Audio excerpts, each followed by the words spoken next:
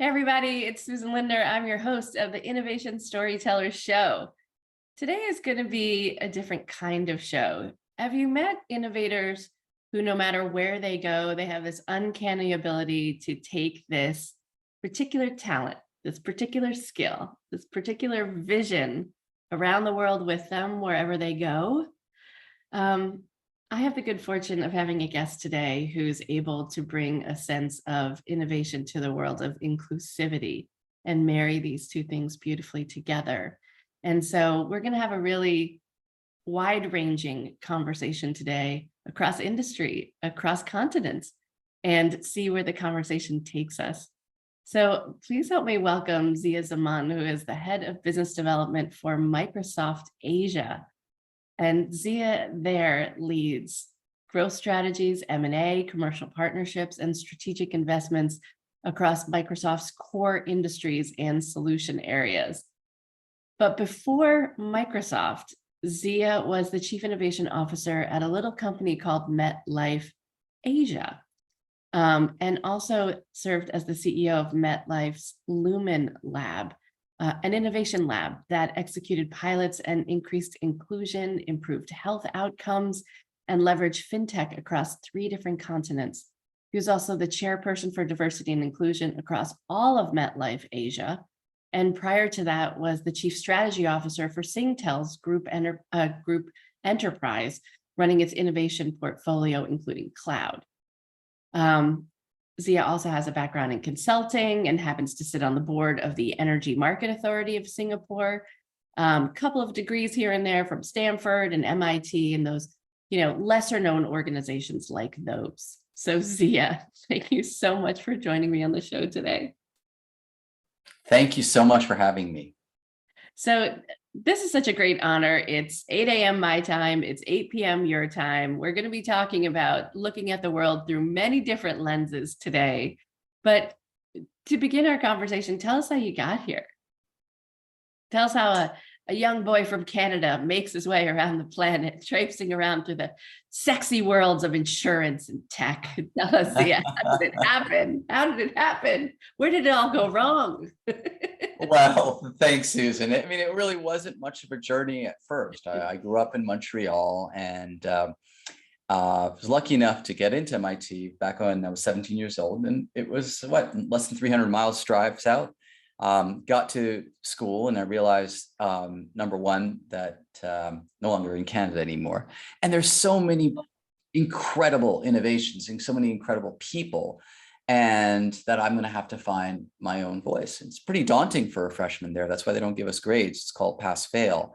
And it wasn't until sophomore year, I think, Susan, where I actually realized that I was reasonably good at something. At least at an MIT standard. And at that time, that thing was probability theory. Probability theory. Could you have anticipated the probability that you'd be working in innovation today? I guess so. I mean, over time, what probability theory ended up turning into was basically data and analytics. But at the time, I got super interested in operations research and ended up doing my degrees in that and solved super interesting practical problems. I think that might be the kernel of my career in innovation, is that innovation is generally seen as something new that adds value to someone. And the adding value has got to be an incredibly important part of how I define it. So when we did theories around math, applied math, it didn't mean anything to me until you actually put it into practice. So one of the innovations at MIT that I ended up getting famous for was just this idea of Moneyball, but for hockey. Being Canadian, why would you look at football like? So we looked at, a lot of people were looking at baseball at the time. This was at the beginning with the sabermetrics movement. But I said, look, I'm going to look at hockey as well. And I ended up publishing a couple of papers and talking about what's the optimal time to pull the goalie at the end of a hockey game when you're losing by 1 goal. And it turned out to be a really interesting math problem because typically the coaches used to pull the goalie with 1 minute left. And the reason you don't want to pull it too soon is that the probability of being scored upon goes up when you have an empty net. And the reason you don't want to wait till too long is that you're not giving yourself enough time to use that extra attacker to score the goal. So you have to try to find that indifference point. And I actually thought that, it's going to be 1 minute, and I just wanted to prove it that felt right. But when I went into the data, I changed the model from what was a statistical Poisson model to something that was also a pretty good hockey name, a Markov model, and worked backwards in time to find out that it was actually 5 minutes before the end of the hockey game that you're supposed to pull the goalie in order to basically reach that indifferent point. And I didn't think about this for many, many years. And it turns out that Patrick Roy, a famous Hall of Fame goalie, was also a coach. He started pulling the goalie a lot earlier. A famous Russian coach started doing it and actually tied the game once in a really important tournament, which I found out. And then many is that? Holy crap, right? You're just like, I'm a little bookworm at MIT doing my thing, and then boom, NHL calls, right? Or at least NHL is watching. And NHL's watching. That's a better way of putting it. No, I'm not doing analytics for one of the NHL teams. Saved you. That wouldn't have been a bad career either. But I thought it was super exciting, just the idea that you could take something practical, like a hockey game, or some of the other papers I wrote was on Price is Right, and a few other things, and turn it into something that people can read and understand. So the story goes that Malcolm Gladwell did a podcast in Revisionist History where he interviews these two billionaire quant guys who had written a paper about pulling the goalie. And Malcolm actually says, I have a new rule for my life. It's pull the goalie. And he does the brilliant podcast about how it's about making a disagreeable decision. And in many ways, what I like about this problem is that it adapts itself to so many other problems out there. Like, if you're an executive at a movie studio and you're just about to get fired, you might want to take a risk. If you have a COVID vaccine that's about to expire, and you don't want to give it necessarily or you don't want it to go to waste. You don't want to give it to somebody who's too young, but if it's about to expire, you might as well increase the number of people who can get it. And maybe most famously, if you had a call option that was underwater, it's out of the money and it's nearing expiry, if you could change the volatility of the basket of assets upon which it's priced, then you would, because that it gives you a higher probability of ending the term in the money. And that's effectively the pull the goalie problem applied to option theory. And so this sort of caught fire and became one of the anchor stories that I like to tell about innovation. As a 18-year-old on a snowy day in Boston, I started working on this idea that maybe there's an answer to this pretty practical problem. And 22 years later, it continues to be something that people talk about and write about in the data and analytics circles around the world. So it's not just a geeky thing for MIT anymore. So what does that say about following your instinct, following your passion, following your curiosity? What is that? Is that part of how you operate, Zia? Yeah, absolutely. I think one of the most important things that you need to know about innovation is you do need to follow your passion, because it takes a lot of iteration. It takes a lot of hitting your head up against the wall and perseverance. Why would I do that? It's because I'm fundamentally passionate about hockey, like most Canadians are. But I just stuck with it and really thought about the problem then. And then I thought about it, like I said, 20 years later, most people, when they finish a problem, they're like, okay, that was my past. But to pick it up again and to look at it differently and to come up with a slightly different set of conclusions that were maybe even more nuanced was super interesting, because context really matters. And in fact, that's the basis of the innovation around hockey, is that in the past, people used to say, pull the goalie. But what I used to do is to say, it depends. It depends on where the puck is. If you're in the offensive zone, you pull the goalie at an earlier time. If you're in the defensive zone, pull the goalie at a later time. But which is very intuitive. But when you think about it in the context of the decisions that you make in business, so much of that nuance comes from understanding that if you can get little bits of information that can de-risk a risky situation, use them, but also know that that insight is fleeting. And I think that lesson that I learned became a bit of a mantra, that you can continue to learn. And then when you look at a problem later differently, it might tell you something else. Hmm. Hmm. Can I talk about King Lear? Yeah, you can. Let's Why talk about not? King Lear. Let's get in it. Well, I mean, you made me think about it, right? This is how do you look at a problem again? When I was probably in my 20s and I'd moved to New York, and I'm sitting outside. Some of you might remember 71 Irving Place was a little coffee shop right on Irving between 18th and 19th. And it was often full, especially on a sunny spring day. And I wanted to sit outside, and there was a gentleman on the circular table who was taking up half of the space. And I said, "Oh, do you mind if I sit down?" And I brought my coffee and I sat next to him. He saw me opening up Shakespeare, the complete works, and he said, "Well, what are you reading that for?" And I said, "Well, I'm actually going to go see a play tonight, and I wanted to brush up." He said, "What play?" And I said, "King Lear. It's actually my favorite play." He gives me this look, looks me up and down, and says, "You're too young for King Lear to be your favorite play." I said, "Really?" He said, "How many children do you have?" I said, "I don't have any children." He said, "I repeat, you are too young to understand King Lear." And so we start talking about it for a good half hour. And I tried to demonstrate my interpretations of what the meaning, the play meant to me at the time. And at the end of the conversation, I said, "Oh, thanks for letting me use your table." And we introduced ourselves. I said, "Just who are you?" And he was a professor of English at Columbia University. And it's so interesting that he would be my neighbor at that time. But maybe more importantly, how right he was. Because X years later, with two teenagers thinking differently about the play every time I read it or see it, I realized that one of the genius about that particular problem is that it does change depending on your context. And you need different innovators for different types of problem, but you never, ever need to forget empathy.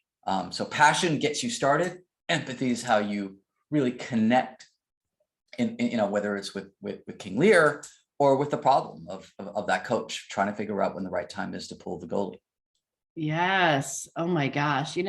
This is a conversation that needs to be had in innovation circles more often, which is empathy. And, one of the, I don't want to call it a buzzword, but it's one of the themes that we wanted to talk about in the course of this podcast, which is inclusion, is, zooming out, right? Sometimes we get so stuck in the minutia of the thing that we're making that when we cease to zoom out, we cease to see the veracity or the applicability of the work at hand. And, especially when we're getting into new concepts and we're only at idea level or prototype level, right? We can lose sight of the larger picture at hand.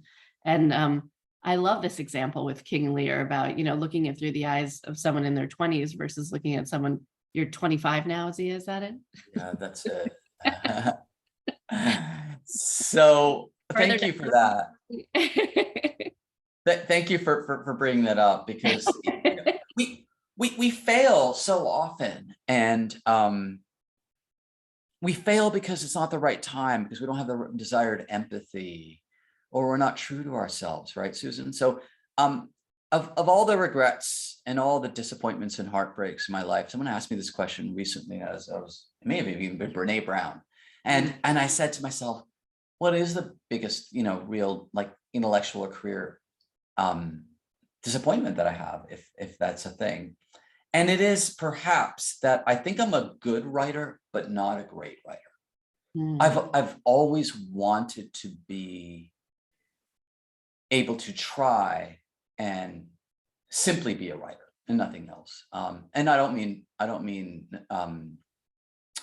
nonfiction. I really do mean memoir and fiction only. And I've written a few books, and I just wrote my 5th book, which was a novel. But the next thing I wanted to do was to write a personal version of King Lear, actually. And the hard part is that every time I get back into writing or do a work, and I've been writing quite a bit lately, something's different, something's changed. You write what you know. Of course, it's one of the most important lessons, but you also have to write for your audience. And so, for example, the 5th book, I just felt like it was a different type of book. And I was really disappointed when I got some of the feedback that said that this wasn't your best writing. And especially after some of the things in my fourth book, which was about the lockdown and COVID, did so well. So I mean, that really showed my vulnerability, that you may never be the novelist that you wanted to be. Maybe it'll come to me in my 60s, but you got to keep trying. You got to keep iterating. You might not get your voice as a novelist, but this particular book that some of the people have read said it needs to be a screenplay, because then the actors can fill in the parts that you weren't able to. So it really is about iteration and perseverance, and accepting that you're going to fail more often than not as an innovator, as a writer, or whatever your dreams are. Yeah, and that's why that beginner's mind, right, is so critical when you get started. Is number one, compassion for yourself, right? Number two, compassion for the poor reader who has to slog through it on our first go around. And then, hopefully like minds and like spirits wound up building something more beautiful the next go around, as between writer and audience, et cetera. But so let's take a step back into the corporate world for just a moment.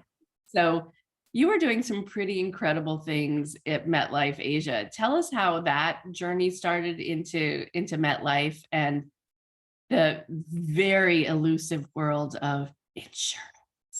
Dare we say sexier than Victoria's Secret, insurance, selling the invisible, as we called it on with my last guest. Yeah, that's absolutely great. Look, I was in tech all my life, and then when they gave me a call and said, would you be interested in a Fortune 50 financial services innovation role? I actually looked at the phone. I said, I think you have the wrong number. And they said, how many Zia Zamans could there be?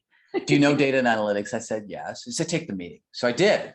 And the gentleman, Chris Townsend, who offered me the role, laid out very clearly that he didn't know anything about innovation, and specifically disruptive innovation, a word he repeated twice. But he does know that I know, and that he recognizes that our $5 trillion industry needed to change.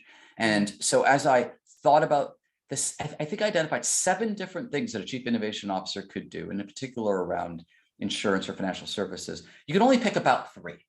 And if you don't pick culture, you probably getting it wrong, because you have to change the culture in most organizations to think more innovatively, to put the customer at the heart of everything you do, whatever it might be. Culture is going to be one of them. The other thing I ended up choosing was fintech and insurtech. Just got lucky with the burgeoning number of smaller companies that could help you with your transformation. And then I think the third, which was kind of obvious over time, was that the real job to be done for life and health insurance is not writing the beneficiary a check at the end of your loved one's life. It isn't a financial service at all.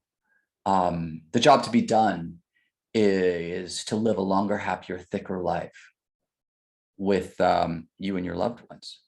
And I use the word thicker a lot, because as I draw it on a whiteboard, which I can't do right now,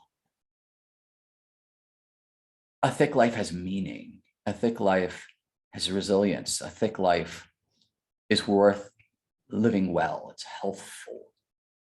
It's not just a shampoo commercial, longer, thicker, happier, fuller hair.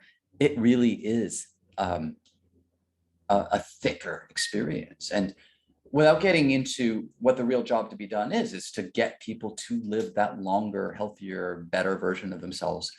And the ways in which we could provide that, whether you are at a reinsurer or a carrier, to make your customers healthier, is so incredibly important. So culture, fintech, and the idea around health were the 3 tenets. And if you permit me to go on, I want to get right to the heart, Susan, of perhaps the innovation that I wanted to share today. And I will, but I do just have to interject one thing, because now you've said the word thick, and all I can do is have a Lizzo song lyric in my head where she says, "It's bad bitch o'clock, it's thick 30." And that is the only line that is going through my head in the moment. It is 6:30, and I'm ready to get into it with you. Oh, wow. I was really thinking about hair when I first said that word, and I thought that's an awful metaphor. But the reason, I'll share it with the audience, is that when I draw this on a whiteboard, what I Yeah. do is I emphasize over and over again the top of the curve, which is your health over time, and how you want to maintain it to be flat as long as possible. Then maybe at your 91st birthday, you can tail off. That thickness that you get from being close to your peak health for longer is that thick line that I draw over and over again on the flip chart, and that's where it came from. The song aside, it became the origin of one of the things that we wanted to test. Now it starts with tech, and I don't like to start with tech because it really should start always with the customer. But there was this idea that we're into a new phase with blockchain, and it might change everything, but we don't know how. And we needed to experiment with it. And I'm going to bring you guys all the way back to circa 2018. It may have even been January, long time ago. And what we decided to do is to say, how could we forget about the crypto side of blockchain? How could we basically think about the smart contract side of Ethereum? The smart contract being the feature by which a bit of code executes automatically in the smart contract, resulting in a outcome. I'll just call it a 0 or a 1. And thought, well, let's look at an insurance contract, right? Could that just be a smart contract? And as we talked about this to actuaries and people who built product, we realized that an insurance contract is really just a bunch of nested if then else statements. So it is code.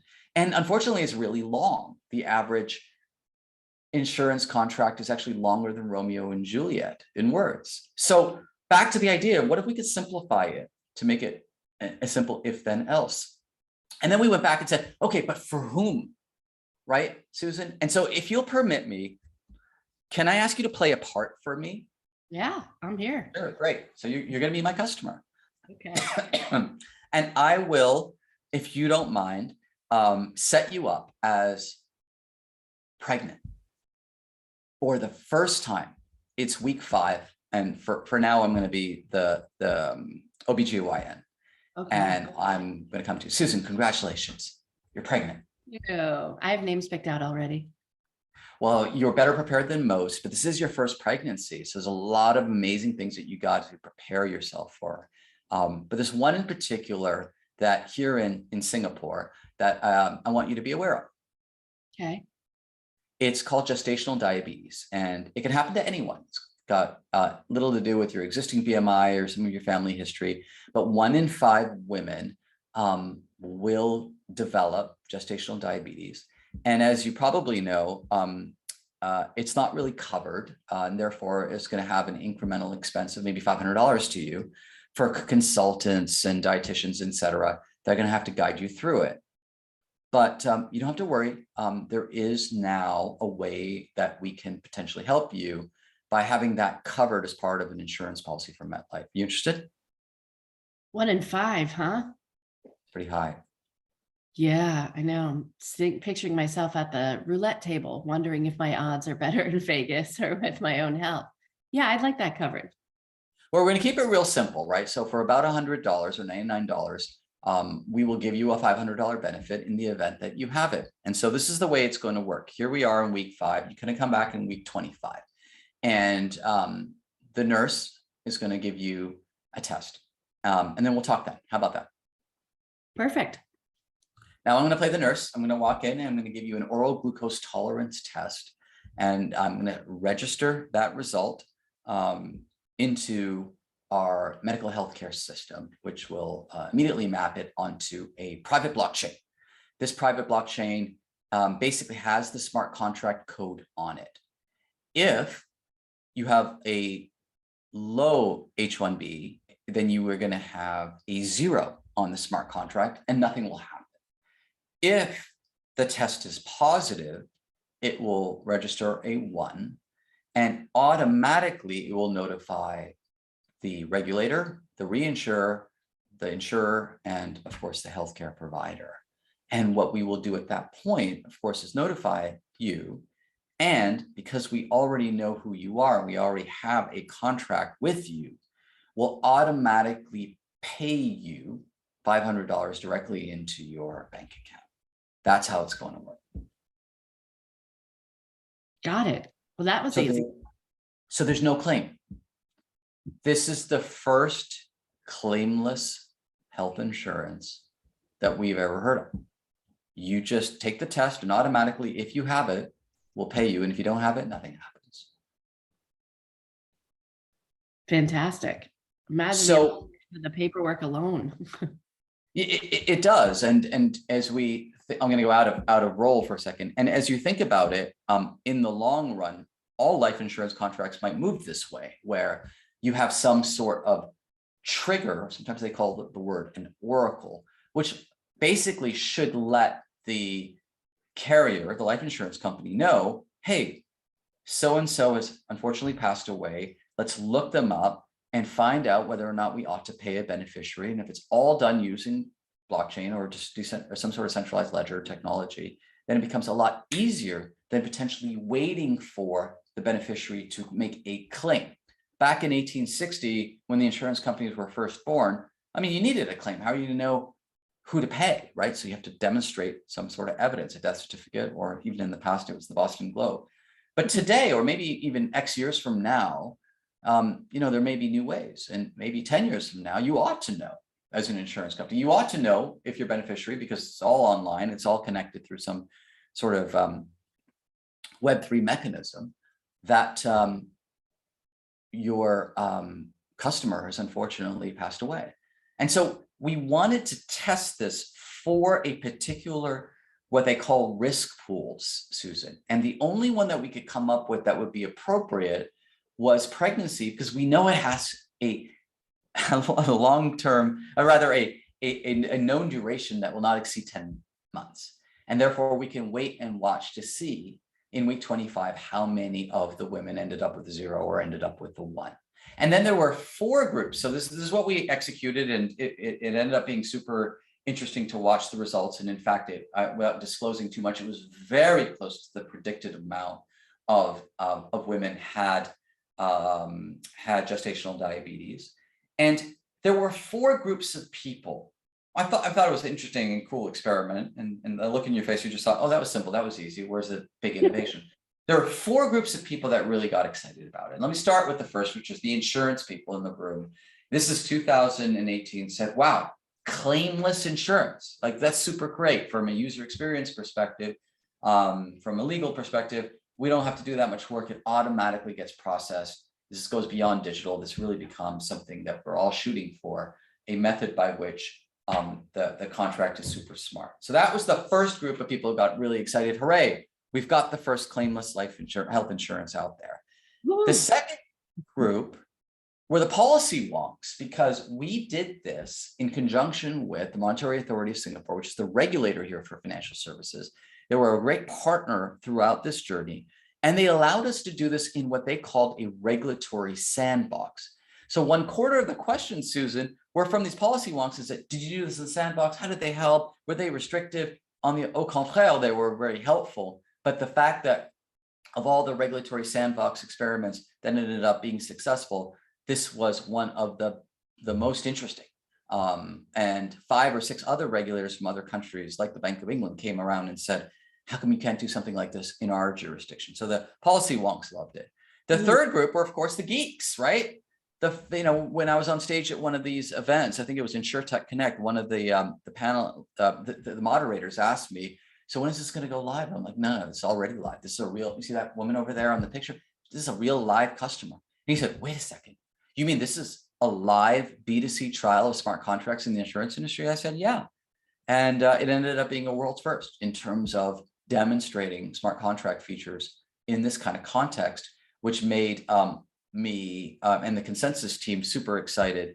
And we even won the Blockchain 50, the inaugural award from Forbes, for this particular innovation, and got written up by a bunch of early innovators in the blockchain field. But the fourth was the most interesting story, because it was the story about inclusion, where you were talking about just a little while ago. And I ended up being able to meet Madame Christine Lagarde, who was the IMF chief at the time. And it was meant to be a 1-minute meeting on the sidelines of the G20 in Bali. And it ended up being about 15 minutes. And Madame Lagarde really understood what we were trying to do. And at some point she said, oh, so if you could do this for GDM, gestational diabetes, it means you could do it for many other risk pools, right? I said, yeah, because it's lowered the operational cost down to zero. And she said, well, then you could probably do it for other health conditions for the underserved. I mean, really, Zia, this is a women's health product, isn't it? And I said, absolutely, you got it. This is an inclusion innovation, because rather than necessarily expect either distribution or the operations to be prohibitively expensive, what you're capable of is to cover a variety of other risk pools. Think of it this way, as products that you could dream up that could be triggered by a piece of data that is incontrovertible and difficult to fake, to release a variety of scenarios for products to serve people who are typically underserved, or micro moment insurance products, or other health conditions, or. And the beauty of this, like the pull the goalie problem, is the number of applications of smart contracts that I heard far exceeded the number that I could imagine, because of all these wonderful conditions. If you got rid of the claim and made it zero ops, if you use the technology in a particular way, if you made it something that the regulators can cheer, and you thought carefully, most importantly, about the customer and how she or he could potentially face risk in their lives, and give them an affordable product that could help them have just a bit more confidence to go on with their lives, maybe take a job, maybe continue working. It just can be one of the things that over time lifts communities, increases economic output, levels the playing field, and maybe at scale increases population health outcomes. And while that's dreaming years ahead, that was really what was driving me all along, Susan, was this idea that the financial services industry generally has been a set of products that are serving the middle class and the affluent throughout the world. But if you really wanted to break into not how do you build a bank for the underserved, but how do you provide services that allowed them the opportunity to time shift and place shift money, to give them protection, to get the benefit from risk pooling, to think differently about advice, to automate decisions in a way that allows them to be more financially well and resilient. These are all things that can be done now and for the next 10 years that will increase the number of people who can be served by financial services. And all you did was you opened your aperture to 7.3 billion people, to women, to people of faith, to the aging, to small plot farmers, back to women. If only the financial services industry found a way to simplify their product and made it easier to come up with innovations that really respond to the needs of everyone. So, I mean, I hear you saying it, and I think, wow, so much of those underserved communities are supposedly covered by state-run health programs, community-based health-run programs. Do large financial institutions and insurers care about the underserved? Absolutely. So I thought this too. Look, I come from Canada, right? So boy, do we have a great healthcare system. You can argue yes or no, but there are only some number of countries that have a reasonably functioning healthcare system. It's in the 30s only, Susan, out of the 190. In Asia, you pay for your health insurance. You don't pay a lot, but generally speaking, it is a retail product or it's a corporate product that's delivered via your employer. There really are only 30 countries that are, UK, Denmark, Canada, and Japan, you could argue the United States, who are our employers, that are like that. So there's a tremendous opportunity for maybe 5 billion, 6 billion people for whom, when I talk about inclusion, I really do mean everyone. Now, I think that this occurs in Australia and in the United States, two countries that I looked at, in terms of those who can't handle a $500 bill, right? If they got one next month. And that element of financial wellness and literacy is super important. But the big but is, as you open the aperture around health, it is everyone outside of those 30 some countries. Wow. And they have an appetite for it. We all do, right? And we really get down to the heart of why we save. If you ask me, well, what are you saving for in terms of a rainy day? And some more affluent markets, they'll say residential optionality. I'll live in a better house. Educational optionality. I want my kids to go to a great school. But the number one thing by far is health, an unexpected health expense. And so the idea that we save in order to safeguard our health is incredibly important to so many billions of people for whom that's the purpose of money, is just to make us live longer, right? And then at its core, if that's the job to be done, how can both the financial services industry around time shifting, place shifting money, enabling protection, all the verbs I mentioned before, play their part for those communities that I mentioned before, just provide something that fits their life. We did some research on the Muslim community, one that doesn't get a lot of attention, but there's something called Islamic banking. But the protection products are sometimes called by Prudential UK, Sharia compliant products are called takaful. They kind of invented the term by slapping a sticker on top of the conventional products and making some changes to it. But what if you were to rebuild from the ground up an insurance product that was based on these principles? Would anyone buy it? Well, in fact, more than 50% of the people who are buying this product in certain jurisdictions aren't even Muslim. As is the case with halal meat in Australia, more than 50% of the people who are buying those meats just think it's more humane. So, and the same can be said of other communities' innovations that just fit everyone, right? So that particular community of 700 million middle-class Muslims was another community that felt a little bit underserved, that could potentially be served differently using new technologies. And the list goes on, right? Small plot farmers, the people over 65, there's so many sub-segments of the population worldwide who just simply can't get protection. Fascinating. And so, this Lumen Labs that you put together, was this where this conversation was happening? Was it off on an island? Tell us the setup inside of MetLife. Like, what did it look like that these innovations were coming to bear? Yeah, our logo was a butterfly. So we had one half of the butterfly, it's kind of cheesy, but was the innovation team. The other half was the business. And what we always did was we tried to partner with the business to solve a problem that they had identified first. We used kind of a reverse pitching idea, which is, can you think of a bunch of problems that you have in your business that might be solvable by tech? And that usually came up to a list of about 40 for a particular, let's say, country. About 20 of them we disqualify as, been solved, or unsolvable. There's a solution over there, you didn't know it. But then about 20 of them would remain, and then we reverse pitch it out to say, hey, are there any fintechs, insurtechs, or is there an innovation that we could come up with together, running an experiment with an MVP that would be able to tell us a little bit about whether or not this problem really can be solved? And we ran about 70 of these projects over X years, maybe 6 years, and not many were successful, Susan. I think 17 ended up 17. turning into 17 out of 70 maybe. So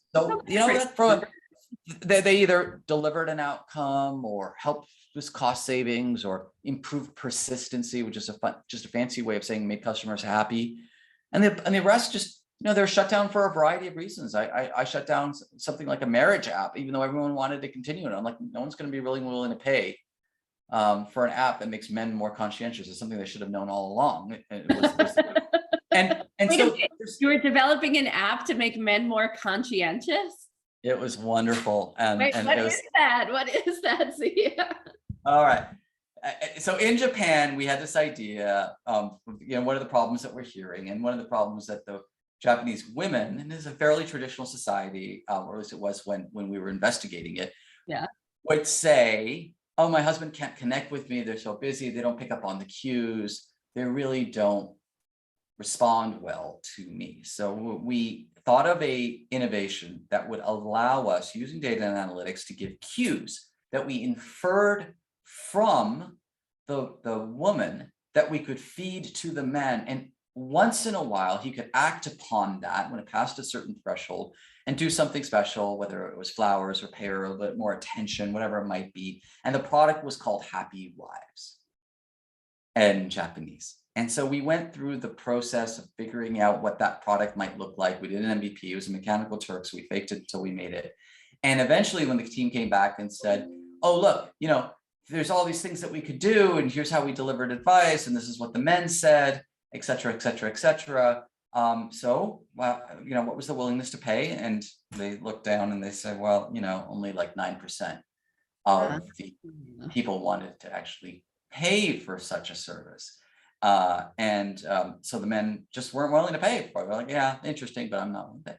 And so they said, but, what if we do this? What if we do that? And so one of the pivots was, we'll get somebody else to pay. They're like, who? Well, we'll get the woman to pay. I'm like, how's that going to work? And they're like, yeah, the woman will pay to give clues so that the man can act upon them. And so they said, yeah.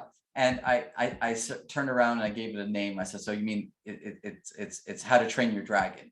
And they laughed and laughed. And I said, I'm still not funding this because the women weren't willing to pay for something, because what they would say is, to use the expression I used about an hour ago, they ought to know.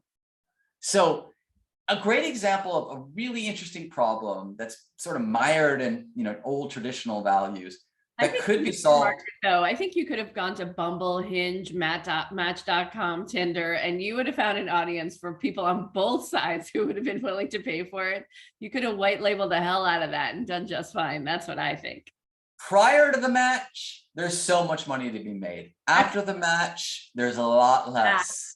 Even though the problem is acute and important to solve, it just felt like that. But look, the point is that many ideas fail. You need to have the courage, in the immortal words of Tina Fey, to shut it down and keep going.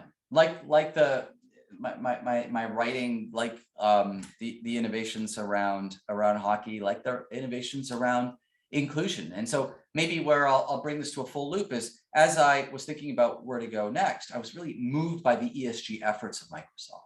And I had a filter for where I wanted to go, which included people, platform, and purpose, Susan.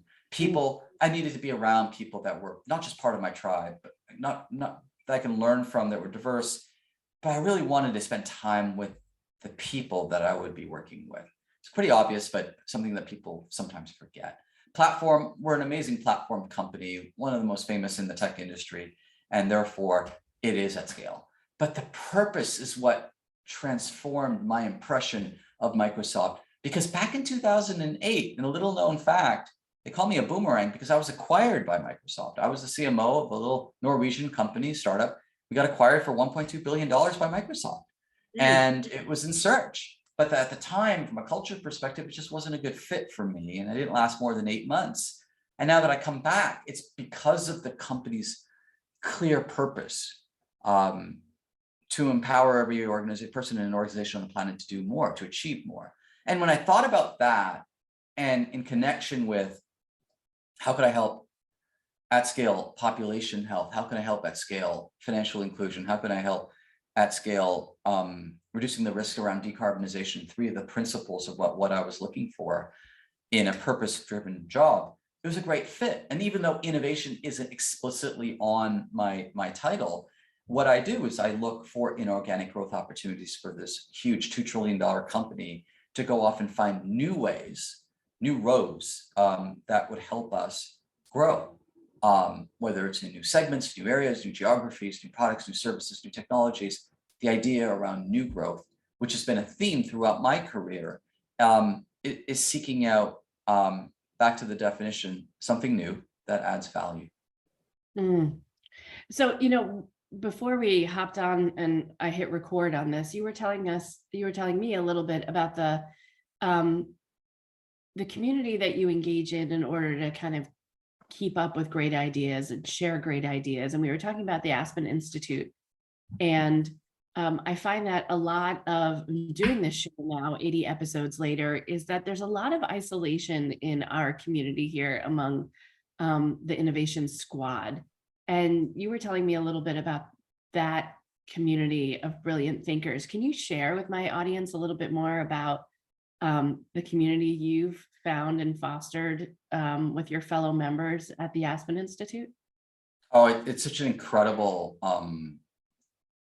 almost life-changing experience that I had with the Aspen Institute First Movers program. And maybe Susan, we can put the link in later, but it's a curated by invitation only cohort of 20 every year who are intrapreneurs from large corporates attempting to make social change. And in the first inaugural years, the individuals who were tasked with social entrepreneurship felt like they were lone wolves. They were isolated and they were a different breed within their organization. And they really needed tools and loose connections with other people in their cohort. As the fellowship matured and as we had more corporate innovators, perhaps it even got more competitive and we had more and more demand for the 20 slots and a wider range of companies and even geographies. So I was lucky enough to be in the 11th cohort with a gentleman from Thailand, in fact, who was my fellow Asian in the group. And it became this community, as you said, Susan, of people that you could talk to in a cone of silence, who share some of the same challenges that you face, but in a different way, in a different context, with a different voice. And this First Mover Fellowship helped us all grow as innovators, pick up tools, and expand how we looked at particular problems. In fact, one of the tenets in the program, which makes it so refreshingly unique, is that one of the tools that they used is poetry, and how poetry can unlock a little bit about self-awareness and how you tackle problems. It's a phenomenal innovator program for those in the listening audience who are basically looking for the ability to strengthen their capacity to lead change in their organization. You know, I think poetry is one of the most underrated executive tools on the planet. Each time, today, I'm looking out my window, looking over my balcony, and it is straight fog. It is a pea souper. I can barely see the little ducks on the Hudson River floating by me. And it's days like this where I stop, I grab a book of poetry, and I start listening to the words that other brilliant people use to describe things when I am at a loss for them. So it gives me, it's an incredible tool set to understand brevity and succinctness and impact in how we communicate. And the work of the poet is one of distillation. You know, it seems like a poet has just, reckless access to blank pages to get their point across. But in reality, it's trying to hone in, like it's, a vanilla tree and making it into an extract on a page. And I love that intense concentration of flavor and sensation and immediacy that poetry brings. And I wish more executives would recognize the power of poetry to distill their brilliant ideas into greatness. And I love that that's what's happening at the Aspen Institute. I think that's, it is obviously a very small component of all the amazing work that you're doing, the community that you're forming, but what a reminder. I have never talked about poetry on the podcast, but I think it's such an incredible tool if people are willing to see it as such, not to mention an incredible escape or incredible presence-making tool for people who need it. Susan, you said that so well. It made me think about MVP and how we have to take away everything and strip something down to its essence so that we can't take away another thing. And one of the things on the website, the Aspen Institute, that I'll throw out there, language can allow us to emerge from the loneliness of silence to the comfort of common ground. Mm.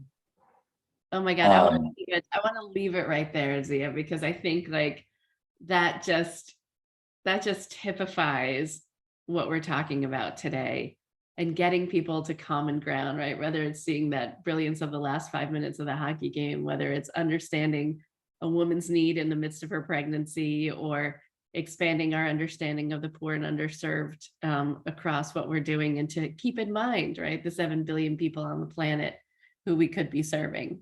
I think that's really amazing. Thank you.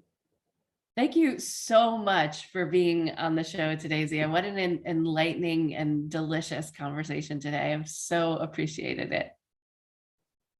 Thanks, Zia, Susan. if people want to read your books, find out more about your past life at MetLife, the Aspen Institute, and I hope you'll come back and share with us some of the cool ass stuff you'll be doing at Microsoft shortly too. That's unfolding. That's revealing itself.